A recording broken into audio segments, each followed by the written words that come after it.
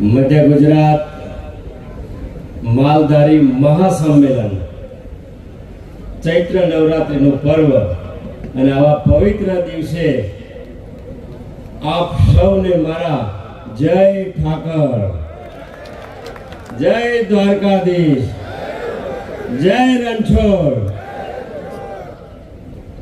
મંચાસીન સન્માનીય મહાનુભાવ, મારી સન્મુખ ઉપસ્થિત આપ સૌ પરિવારજનો,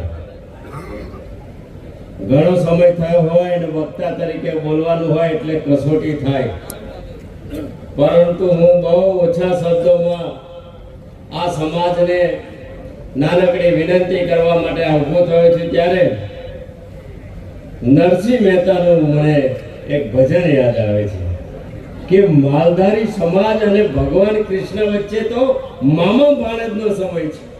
નરસિંહ મહેતા એવું લખ્યું હતું કે તમે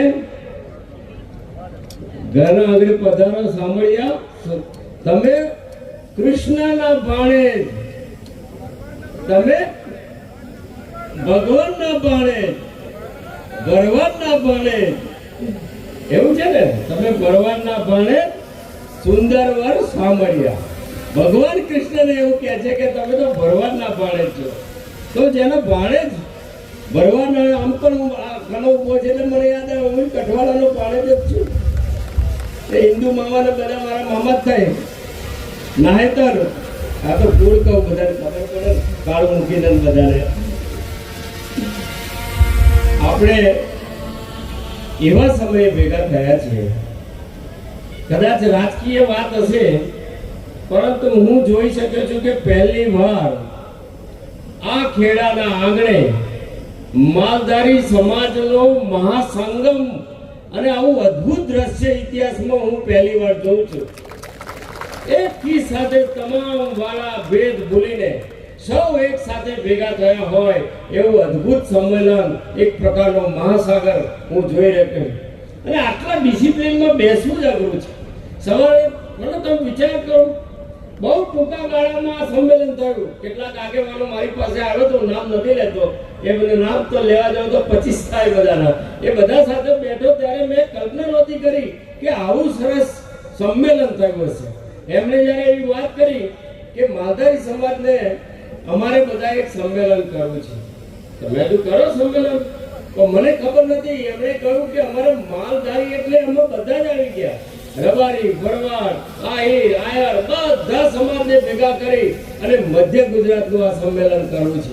અને આજે આ સંમેલન જોયા પછી મને એક વિનંતી કરવાનું મન થાય કે ચૂંટણી 7મી મેના છે, ચૂંટણી પતી જશે, પરંતુ જો આ મધ્ય ગુજરાતમાં માલધારી સમાજ આ મહાસંમેલન જ્યારે આજે પવિત્ર દિવસોમાં કરી રહ્યા છે, ત્યારે આ માલધારી સમાજ આ મહાસંમેલન એક પ્રતિજ્ઞા કરે કે આજથી અમે સૌ સાથે મળીને અમારા આ મધ્ય ગુજરાતના વિકાસ માટે સૌ સાથે મળીને તમામ ભેદ ભૂલીને આ માલધારી મહાસંમેલનનું રજીસ્ટ્રેશન કરાવીશું. અને આ માલધારી સમાજ સૌ સમાજને એકી સાથે એક તાતણે બાંધીને સરકારની સાથે રહીને, અને આપણે જાણીએ છીએ કે આ ગોવર્ધન પર્વત કોણે ઉચક્યો છે? ગોવર્ધન પર્વત તો નરેન્દ્રભાઈ મોદી સાહેબે ઉચક્યો છે. જ્યારે ઇન્દ્રની સામે લડાઈ થઈ અને ઇન્દ્રની સામે લડવાનું થયું ત્યારે એ ગોવર્ધનને ઉચક્યો, ત્યારે બધાને કહ્યું કે તમે પણ તમારી લાકડીનો ટેકો આપો.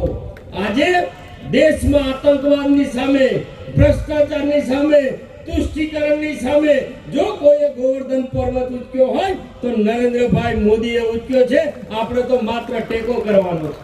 આપણે તો આ સમાજની સાથે રાખીને, સમાજને સૌને સાથે રાખીને જે પ્રકારે સમાજમાં છેલ્લા 10 વર્ષથી આર્થિક સામાજિક પરિવર્તનને આપણે સૌ સાક્ષી બન્યા છે. ભારતની વિદેશ નીતિની વાત હોય, સુરક્ષા નીતિની વાત હોય કે ભારતની પ્રતિષ્ઠા દેશ અને દુનિયામાં વધારવાની વાત હોય, આ છેલ્લા 10 વર્ષમાં આપણે જોયું છે. ત્યારે જેને આ ગોવર્ધન પર્વત ઉચક્યો છે એને ટેકો કરવા માટે આવું મહાસંમેલન થયું છે. ત્યારે આપ સૌને હું નમન કરું છું.